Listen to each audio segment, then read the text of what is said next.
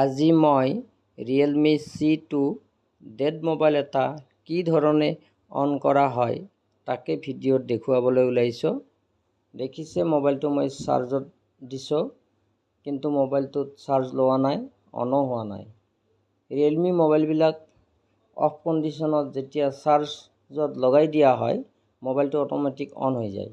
কিন্তু এই মোবাইলটোত যেতিয়া মই চাৰ্জত লগালোঁ, একোৱে অহা নাই ডিসপ্লেত। এতিয়া মই মাদাৰবোৰ্ডটো খুলিম। এয়া মাদাৰবোৰ্ডটো খুলিছো।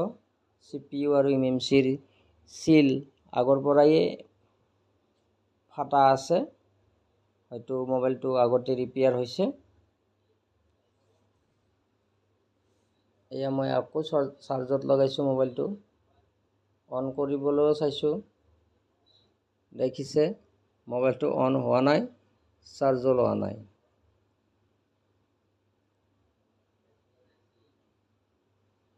মই কিছু সময় চাৰ্জত লগাই ধৰিছো, দেৰিকৈ চাৰ্জ ল'ব বুলি ভাবিয়ে, কিন্তু নাই, মোবাইলটো চাৰ্জ লোৱা নাই।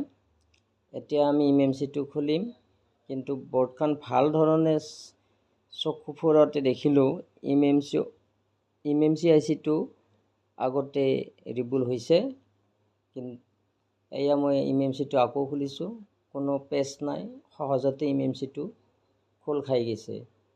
কিন্তু CPUটোত ৰিবুল হোৱা নাই, সেইকাৰণে মই CPUৰ ছাইডৰ গ্লুবিলাক কাটি আছোঁ। ভিডিঅ'ত দেখাই পাই আছে। CPUৰ যিবিলাক গ্লু আছে এইবিলাক মই কাটি আছোঁ, চাই থাকক। আৰু যদি ভিডিঅ'ত আজি নতুন হয় তেতিয়াহ'লে মোৰ চেনেলটো ছাবস্ক্ৰাইব কৰি ল'ব, লাইক শ্বেয়াৰ কৰিব।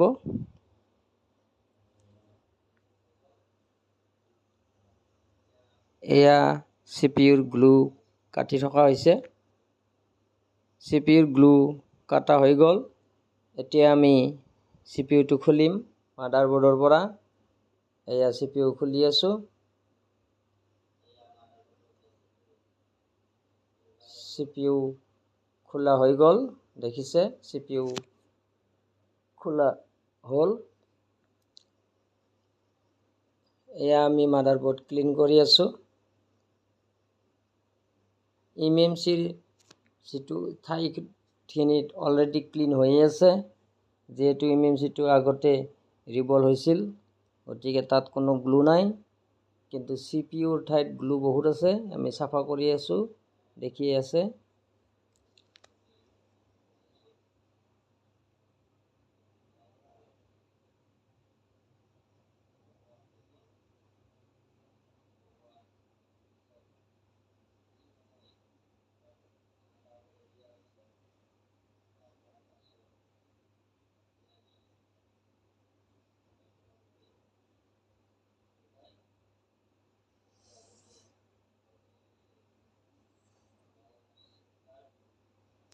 ভিডিঅ'টো কমপ্লিটলি চাব।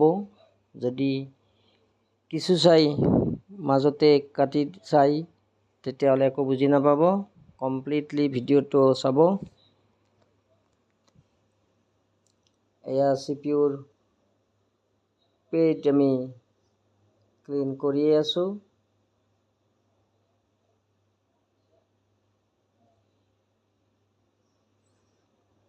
CPUৰ পেজ ক্লিন কৰাৰ কাৰণে আইৰণৰ হিট দিয়া আছিল 340। এয়া আমি CPUৰ গ্লুবিলাক গুচাই আছোঁ। ব্লেক পেষ্টেড CPU আছিল। আমি ব্লেক কালাৰৰ যিবিলাক গ্লু আছে এইবিলাক আমি কাটি আছোঁ, দেখি আছে। গ্লু কাটাৰ কাৰণে হিট দিছোঁ 320। দেখি আছে গ্লুবিলাক যাই আছে লাহে লাহে।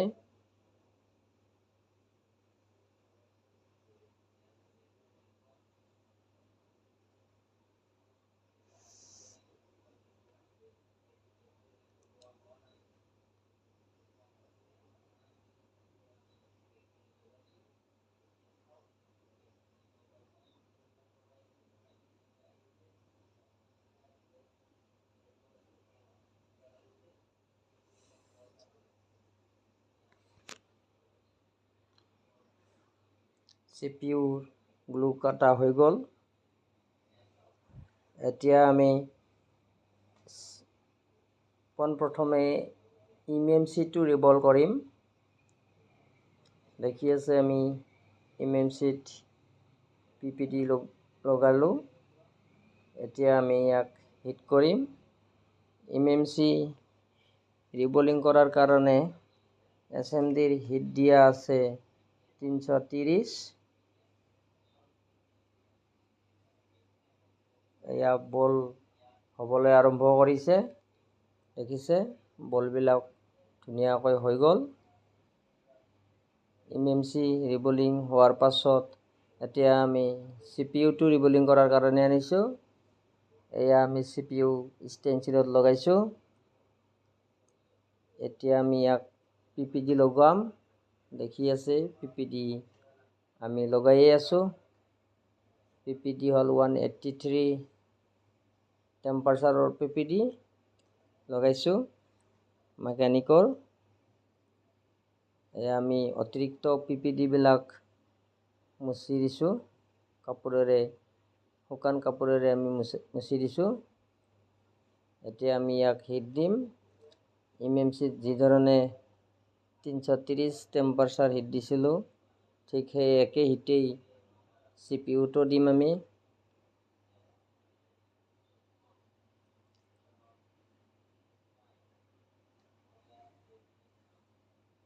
দেখিছে CPU-ৰ বলবিলাক ধুনীয়াকৈ হৈ গ'ল। এতিয়া আমি পোনপ্ৰথমে CPU-টো লগাম। CPU-টো লগাৰ কাৰণে আমি মাদাৰবৰ্ডত পেষ্ট লগাই আছোঁ। দেখিছে CPU-টো আমি মাদাৰবৰ্ডত আনিছোঁ, মিলাই আছোঁ CPU-টো আমি।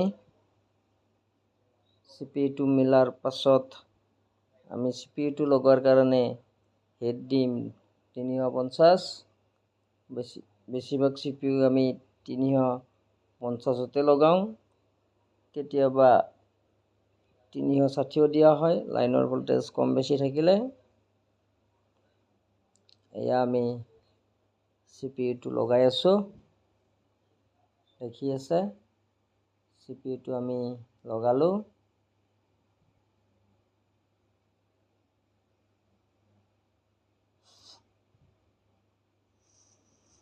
CPU-টো লগাৰ পাছত আমি শ্বৰ্ট চাম। শ্বৰ্ট চাটো আমি ভিডিঅ'ত নেদেখাওঁ, ভিডিঅ'টো বহুত দীঘল হৈছে, 10 মিনিট পাৰেই হৈছে। গতিকে শ্বৰ্ট চাৱাখিনি আমি নেদেখাওঁ। শ্বৰ্ট চাৱাখিনি সকলোৱে জানেই, শ্বৰ্ট চাবলৈ জানে। লগতে ভল্টেজ ষ্টেবল হয়নে নহয় সেইটোও চাই ল'ম। আমি শ্বৰ্ট চাই লৈছোঁ, ভল্টেজো ষ্টেবল আছে। গতিকে এতিয়া আমি MMC লগোৱাম। দেখিছে মাদাৰবৰ্ডত আমি MMC লগাইছোঁ। ইয়াক MMC-ত আমি এতিয়া হিট দি আছোঁ 350।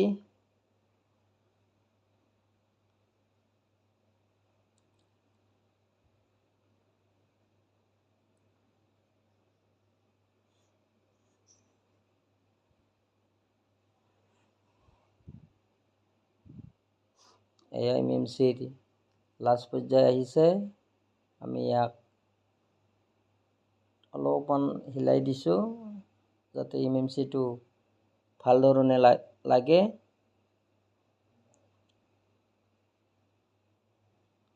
MMC লগোৱা হৈ গ'ল।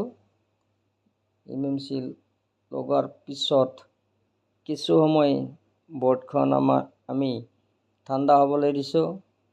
ঠাণ্ডা যেতিয়া হ'ল, এতিয়া আমি মোবাইলটো অন কৰিম, চাৰ্জতো দিম। মোবাইলটো আগতে অনো হোৱা নাছিল, চাৰ্জত দিওঁতে চাৰ্জো লোৱা নাছিল। এতিয়া মোবাইলটো অন হৈছে নে নাই, নে আগৰ দৰেই আছে চাই ল'ম। এয়া চাৰ্জত লগাইছোঁ। দেখিছে ৰিয়েলমি বুলি আহিছে। ৰিয়েলমিৰ ফাৰ্ষ্ট লগো আহি গ'ল। এতিয়া ছেকেণ্ড লগো আহিব। এয়া ছেকেণ্ড লগোও আহিল। মোবাইল এতিয়া অন হ'ব। চাই থাকক ভিডিঅ'ত মোবাইলটো কি ধৰণে অন কৰিলোঁ। এয়া মোবাইল সম্পূৰ্ণভাৱে অন হৈ গ'ল। এয়া টাচে কাম কৰি আছে ধুনীয়াকৈ। এয়া টাচ প্ৰপাৰলি কাম কৰে। ভিডিঅ'টো ইমান সময় চাই থকাৰ কাৰণে ধন্যবাদ। আজিলৈ ইমানেই। নেক্সট ভিডিঅ'ত আকৌ লগ পাম। Thank U.